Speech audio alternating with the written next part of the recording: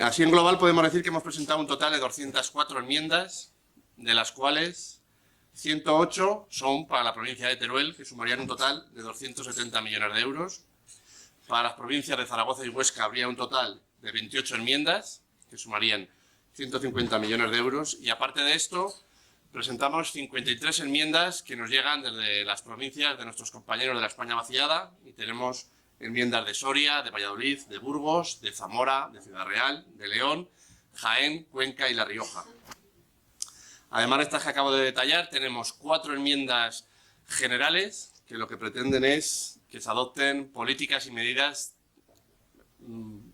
por decirlo así, para luchar contra la despoblación. Son políticas generales que hacen referencia no solo a la provincia de Teruel, no solo al ámbito de Aragón o de la España vaciada, sino a todo el territorio nacional. Y por último, hay 11 disposiciones adicionales, algunas nuevas respecto a las que ya se presentaron el año pasado, y Tomás ahora pues os resumirá un poco esto que os he detallado así un poco someramente. Ahora Tomás os detallará las más importantes y luego ya pues atenderemos alguna de vuestras preguntas. Bueno, pues yo antes de iniciar un poco a detallar los contenidos concretos, sí que quería hacer una reflexión inicial, porque es una reflexión que nos condiciona buena parte de lo que va a ser la evolución o la negociación de presupuestos. Es decir, aquí hoy pues 10 meses después de la aprobación de los anteriores presupuestos, lo que está clarísimo que hay una evidencia, y es que hay muchas cosas de esos presupuestos anteriores que no se han aplicado. Y en concreto, no se ha aplicado todavía la disposición adicional 123 del presupuesto del 2022, que es el que regulaba las ayudas. Para nosotros eso es inadmisible. O sea, es inadmisible que después de negociar durante un año se incorporen en el 22 cuestiones que luego no se aplican o no se ejecutan, y eso va a condicionar un poco nuestra posición en la negociación de los presupuestos. O sea, tampoco se ha aprobado, y pese a que se anunció, lo que se esperaba que fuese el Real Decreto que regula las ayudas. Entonces, lo que no queremos es caer tampoco en una negociación que ahora se nos ofrezca, que en los presupuestos del 23 habrá cosas o se contemplarán aspectos sobre esas ayudas, para encontrarnos en la nueva situación de que se incorpore una regulación más pormenorizada en los presupuestos del 23, y llegamos al 23 y no se ejecute.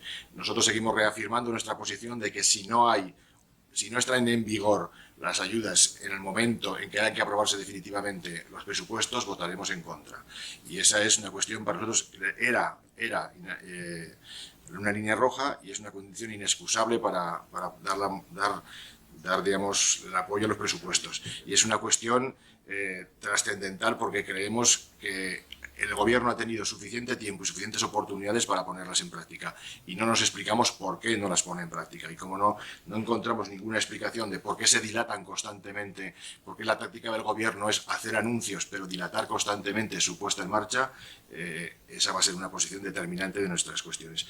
Pasando ya al contenido de las enmiendas, quizá de orden de importancia mayor a menor, hay unas enmiendas generales, como bien ha dicho Joaquín, pero que para nosotros son muy importantes, que son aquellas que afectan a cuestiones globales de la despoblación, pero que nos afectan directamente. Por ejemplo, tenemos enmiendas que van a hablar de los complementos de los funcionarios para digamos, tener trabajo en España vaciada. La financiación también de sistemas de vivienda de alquiler en el mundo rural. Financiación de autoconsumo energético, también renovable en los pueblos. Financiación de cooperativas dinamizadoras. Nueva financiación o regulación de las entidades locales. Todos esos son principios generales, pero muy trascendentes y con una aplicación directa sobre nuestras políticas. Luego ya pasaríamos a aquellas enmiendas que intentan verificar y comprobar de forma fehaciente el cumplimiento del acuerdo de investidura. Ahí estarían todas las que tienen que ver con las infraestructuras que pactamos. La A68, agilizar su ejecución, por eso pedimos partidas mayores de las que se han consignado, aunque las que hay consignadas sirven para pagar los presupuestos de los proyectos. La A40, la A25, el corredor Cantábrico-Mediterráneo. También tenemos transferencias que repiten las transferencias de años anteriores y que ya llegaron, como por ejemplo transferencias al Centro de Estudios de Física del Cosmos de Aragón, como ha habido en otros años anteriores, pidiendo un incremento. Por ejemplo, transferencias para la Adinópolis, para la Fundación, para la creación y el avance de ese Centro Nacional de Investigación en Paleontología de Dinosaurios, que la volvemos a incrementar. Y luego una serie de proyectos clave de lo que serían estos presupuestos específicos. Para nosotros, uno de ellos es el incremento del FITE. El FITE, como hemos dicho alguna vez ya, una vez o dos por lo menos reiteradamente en ruedas de prensa, si simplemente actualizásemos su importe del 2005-2006 a día de hoy, ese incremento del IPC supondría que los 60 millones que se consignan deberían ser 85. Nosotros propugnamos que ese FITE en una opción realista pase a ser de 90 millones.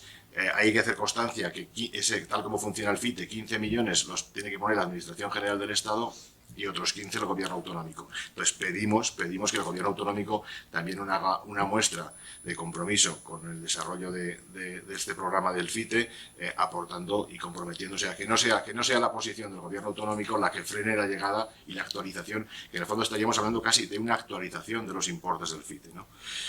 Volvemos a meter cantidades importantes para acelerar la electrificación de la vía actual en el ferrocarril, de manera que no se vayan posponiendo, no se vayan dilatando en los planes plurianuales, sino que en el 2023 pueda llegar a estar ejecutada toda la electrificación entre Teruel y Zaragoza, al menos entre Teruel y Zaragoza. Volvemos a poner partidas con el Museo Nacional de Etnografía, que sabéis que el año pasado consignamos 2,5 millones, que todavía, que esta es otra de las reivindicaciones, todavía que sepamos nosotros no se han ejecutado, con lo cual pedimos que se ejecuten esos 2,5 y que se consignen ya cantidades importantes para iniciar la obra. También tenemos una propuesta, bueno, que ya la recogimos anteriormente, pero a la que esta vez le damos más pretensión, que es la adjudicación de un estudio informativo para estudiar la conexión ferroviaria entre Samper de Calanda y Alcañiz. Sabéis que el ferrocarril está a apenas 15 kilómetros de Alcañiz y nadie explica por qué una solución tan fácil, que sería vincular esa línea con Motorland y con Alcañiz, ni siquiera se estudia, ¿no? Y proponemos, igual que hemos transmitido el misterio, incluso estudios que hay previos para su ejecución oficial. Y luego hemos hecho otro ejercicio importante a través de nuestros grupos sectoriales en las comarcas, y es que cada comarca tenga al menos un proyecto dinamizador a propuesta suya, ¿no? A propuesta de los propios habitantes de las comarcas. Así, las 10 comarcas turolenses tienen por lo menos 1 o 2 proyectos que vamos a defender vía enmienda para su consignación. Y estos proyectos podrían salir ahora, pero como mínimo, sabemos que son iniciativas que quedan ahí para actualizarlos en presupuestos del Estado o en presupuestos de la comunidad autónoma. Así, por ejemplo, en el Matarraña pues hemos incluido enmiendas sobre las balsas laterales del río Matarraña y también sobre la adecuación del santuario de Monserrate en Fórnoles. En Cuencas Mineras pedimos fondos para la restauración del castillo de Aliaga, que fue adquirido recientemente por el Ayuntamiento, y para la iglesia de Montalbán. En el Bajo Aragón está el proyecto de remodelación del pantano de Calanda y fondos para terminar en el 2023 la variante de Alcorisa, que no sabemos por qué el Ministerio la demoraba a 2024. Nosotros creemos que se puede hacer el esfuerzo de terminarla en 2023. Y también pedimos en el Bajo Aragón fondos para el inicio del Museo de la Ciudad en Alcañiz. En Andorra Sierra de Arcos sabéis que estaba y sigue estando el proyecto Power Experience, para el que volvemos a pedir fondos, que cubriría Andorra Sierra de Arcos y también afectaría a Cuencas Mineras. En el Maestrazgo, por ejemplo, un centro especializado de tecnificación deportiva en atletismo en ruta, que se propone desde Allepuz, y la restauración de la iglesia de Molinos. En el Bajo Martín estamos en negociación y queremos que se consignen fondos ya para inicio de obras del polígono supracomarcal de la Puebla de Híjar a ejecutar por el SEPES, y también un plan integral del Alabastro para el Bajo Martín. En el Jiloca nos centramos en el Consejo Regulador del Azafrán del Jiloca, en el parque de las restituciones del embalse del Echago y en la reapertura de la estación de Calamocha con una terminal ferroviaria. En Guadalajara-Balambre, transferencias para potenciar Galáctica, el Consejo Regulador de la Trufa, el Castillo de Mora-Rubielos y el Balneario Público de Manzanera. En Albarracín, un museo celtíbero en Bronchales y la financiación del proyecto Laboratorio del Paisaje. En la comunidad de Teruel, aparte de los proyectos globales que hemos iniciado, pues habría unas especificidades también para el Parque Cultural del Chopo Cabecero y para el estudio de la presa de Alcamines. En fin, muchas más partidas de rehabilitación de patrimonio que afectan, por ejemplo, a más de 15 pueblos de la provincia, iglesias, castillos, murallas, torreones, y todo eso es un esfuerzo que se ha realizado, y además quiero agradecerlo públicamente, desde nuestros grupos sectoriales que hay en las 10 comarcas, que han ido evaluando qué es lo que los habitantes de las comarcas perciben como elemento más dinamizador para ellos y lo han propuesto. Y luego ya, someramente, si queréis por tener una información adicional, pues proyectos que hemos presentado importantes para Zaragoza o para Huesca, la mayoría se englobarían en un programa que hemos llamado de modernización del ferrocarril convencional en Aragón, que son la actualización de las líneas férreas que tienen las que quiere ir curiosamente dejando en falta de uso el Renfe. Pues hablamos de las líneas entre Zaragoza y Gallur, entre Ricla, entre Zaragoza y Calatayud, entre Zaragoza Fuentes de Ebro, Caspe. También propugnamos las líneas entre Zaragoza Huesca y el Zaragoza Monzón Lleida. Tenemos el parador de Daroca. Tenemos un plan que este también es global de todo Aragón, que es el Plan Integral de Atención al Mayor en Zonas de Baja Densidad, cuyo objetivo es el freno a la despoblación, pero también generador de tejido social y económico. O sea, es una actividad que en varias comarcas nos han comentado que es muy interesante porque obviamente presta el servicio de atención al mayor, pero también genera una actividad económica y social. Y bueno, como se ha mencionado antes, pues también tenemos muchos proyectos que nos provienen de las distintas provincias de la España vaciada. Si queréis, por no hacerlo pesado, preguntéis por alguna cosa específica, lo aclaramos ahora en la fase de preguntas. Quedamos a vuestra disposición. ¿Cómo tiene que ser el decreto que quede al final sobre las ayudas? ¿Qué tiene que tener como mínimo? Pues como mínimo y como es de sentido común, ha de tener un contenido que sea suficiente para cumplir su objetivo.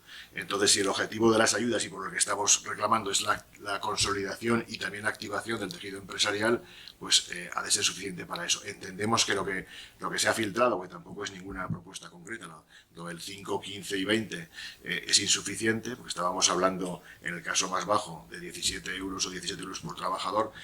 Nosotros les hemos ofrecido en la documentación que hemos mandado a los ministerios dos alternativas a esa, una es ir a topes máximos de lo que permite la Unión Europea, que esa es precisamente a la que nos referíamos cuando negociamos la enmienda 123, porque si leéis la enmienda 123 habla siempre de intentar llegar a los límites máximos autorizados.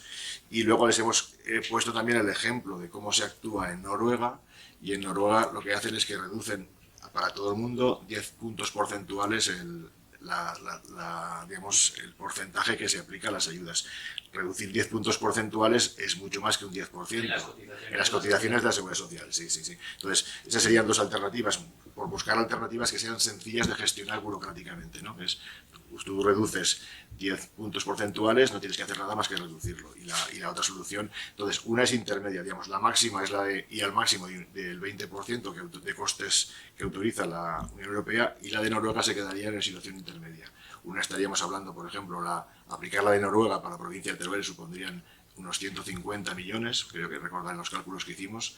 Esos son unos cálculos muy abiertos porque tú tienes que evaluar qué actividad nueva vendría, ¿no? O sea, qué empresas podrías atraer, y aplicar en sus topes máximos lo de la Unión Europea, estaríamos por encima de 300. ¿Los autónomos cómo quedarían en las propuestas vuestras? En las propuestas nosotros consideramos en pie de igualdad los autónomos y con las empresas, y deberían tener un tratamiento similar. Además, según se nos informa de la Comisión Europea, en general en Europa la consideración de autónomo es la misma que la de una empresa. Es decir, no hay una diferenciación específica en los tratamientos. Entonces, obviamente, en provincias como la nuestra, y en concreto Teruel, que tiene su tejido mayoritariamente son de pequeños autónomos y pequeñas sociedades, es imprescindible que queden cubiertos los autónomos, ¿no? ¿Os sentís con la fuerza suficiente? Porque, claro, ya no estamos en el mismo lugar, ¿no? Que cuando pactasteis la investidura, el apoyo a la investidura, parece que Esquerra está a la vuelta a apoyar estos presupuestos generales. No sé si teméis quedaros un poco sin esa voz. No, nosotros, bueno, independientemente de que seamos imprescindibles o no, que en el fondo mucha gente piensa que lo hemos ido y no lo hemos ido nunca, porque al final, quiero decir que al final nosotros somos un voto. Lo que sucede es que nuestro voto tiene un valor adicional de moral, de quién es el que te vota, ¿no? O quienes te votan los representantes de toda esa España que se está quedando, digamos, por las acciones del gobierno olvidada. Entonces, ese voto cualitativo sí que lo tenemos. Sí que es cierto que que el gobierno parece que haya elegido pues pactar con los socios que podríamos llamar, bueno, como se ha hecho siempre, ¿no? Pactar con los nacionalismos periféricos. Tampoco ha querido prestar especial atención a nosotros, porque quizá nos falte la fuerza para estar a ese nivel. Pero en cualquier caso nosotros vamos a ser firmes con nuestras reivindicaciones.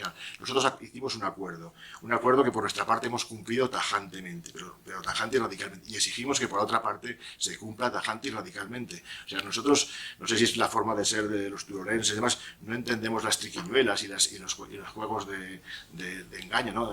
Los juegos de trileros. Aquí no admitimos ningún juego de trileros. Aquí pactamos unas cosas y hay que cumplirlas. Y si no se cumple, se tiene que explicar por qué no se cumplen. Y como no se explica, porque no tiene explicación, porque no se cumplen, exigimos que se acuerde, que se cumplan. Y si no se cumplen, obviamente, nosotros retiraremos el apoyo a los presupuestos, está clarísimamente, porque no habrán hecho ni siquiera el esfuerzo de cumplir lo que pactamos el año pasado. Entonces, que no se haga el esfuerzo de cumplir lo que se pacta el año pasado, ¿cómo vas a entrar otra vez en un proceso? Si ya te han engañado una vez, ¿cómo te vas a engañar 2 veces? Entonces, nosotros sí que queremos transmitir la radicalidad en la exigencia de que se cumpla con nosotros. Que se cumpla con nosotros porque creemos que Teruel lo merece, creemos que toda esa España, que es precisamente la que tiene más dificultades para el desarrollo, tiene una oportunidad con estas ayudas. Y si no se quieren dar, se tendrán que explicar muy bien por qué no se quieren dar a la España más desfavorecida regímenes especiales como lo que se va a aprobar ahora para Baleares, o lo hay hace muchos años para Canarias. Y estamos, los 3 conceptos, insularidad y nosotros como mundo rural con graves problemas de despoblación, graves y permanentes, que es la clave, graves y permanentes, estamos en el mismo artículo del Tratado de Funcionamiento de la Unión Europea que lo permite. Entonces, ¿por qué a unos se les permite y a otros no? Eso yo creo que no lo entiende nadie. Y nosotros hemos dicho muchas veces que este es un proyecto de largo recorrido, que por primera vez va a hacer que los territorios que no han tenido voz la tengan. Y cada vez esa conciencia va a ir a más. Y no vamos a estar, como diríamos, admitiendo falta de sinceridad con lo que se nos dice, ¿no? y con lo que se firma. Entonces, esa exigencia de cumplimiento eficaz y real antes de que empiecen los presupuestos sigue siendo firme. No sé cómo valoráis con la situación. ¿Cómo quedaría si se da el paso y no se apoyan los presupuestos? Se puede ocurrir que el resto de proyectos que están en marcha, los que están en marcha, se paralicen. ¿Habéis valorado esto? Hombre, yo creo que no debería pasar eso y vamos, me extrañaría que hiciese porque tendría que justificar muy bien el gobierno por qué lo hace, ¿no? Y nosotros vamos a negociar con la misma ilusión y con la misma intensidad las medidas concretas, desde una rotonda que tenemos hasta las grandes ayudas, con la misma intensidad, siendo conscientes que la medida que va fundamental, que nos va a influir, es la de las ayudas. Pero si en venganza o en digamos, quizá no sea la palabra venganza, pero si en respuesta a nuestra posición con las ayudas se demorasen las otras, yo creo que eso no se podría justificar de ninguna manera por parte del gobierno. Ellos son los que tienen la pelota de justificar. Nosotros vamos a trabajar con la misma lealtad y con la misma pretensión de conseguir todas estas ayudas. Pero que se sepa, es que en algún momento hemos de decir que es que no la están cumpliendo. O sea, es que han pasado 10 meses que tuvieron para poner en marcha las ayudas, que están recogidas en el 22, y no han hecho nada.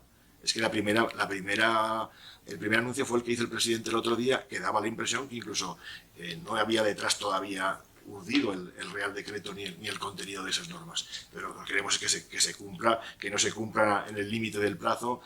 Obviamente lo que se apruebe ha de tener carácter retroactivo porque estamos hablando del año 2022, del 2022 y no de ahora, con lo cual, condición sine qua non, es que no vamos a caer en el mismo juego del año pasado en el que viene. Sin intenciones buenas que se cumpla lo del año pasado y a partir de ahí hablamos para el año que viene. Que somos más o menos determinantes, da igual, nosotros lo que queremos es ir con la claridad y la concisión por delante. Nosotros hemos denunciado que en España hay un problema muy grave, que es el problema de los desequilibrios territoriales, que están acabando en la despoblación de amplísimos territorios. Pensábamos y creíamos honestamente que el gobierno había asumido ese principio, que lo había asumido como lo ha asumido la mayoría de los españoles y de palabra la mayoría de las fuerzas políticas, y queremos que se empiece a constatar en hechos. Y cuando vemos que los hechos no lo constatan, nosotros decimos, quieto parado, que esto no se está cumpliendo. Estamos cayendo de nuevo en el apoyo perifrástico, en el apoyo formal, pero cuando llegan las cosas de verdad, cuando hay que poner presupuestos, cuando eso toca los dineros, estamos en lo de siempre. Y eso es lo que creemos que debe cambiar, y lo debe cambiar este gobierno y cualquier otro que venga. y las dificultades probablemente vayan a ser las mismas, pero nosotros vamos a estar ahí con firmeza defendiendo esa posición porque creemos que tiene razón y creemos que el 70% del territorio español y gran parte de todas estas personas que han hecho un sacrificio en sus vidas inimaginable, todo el proceso de migración que sufrió el país, todos los territorios que se han quedado en abandono, eso necesita resarcirse y exigimos que se resarza y lo vamos a exigir con contundencia y con firmeza y obviamente dando nuestras razones que creíamos que eran compartidas. Estamos viendo que no lo eran tanto o que cuando tocan los dineros ya no, la convicción ya desaparece.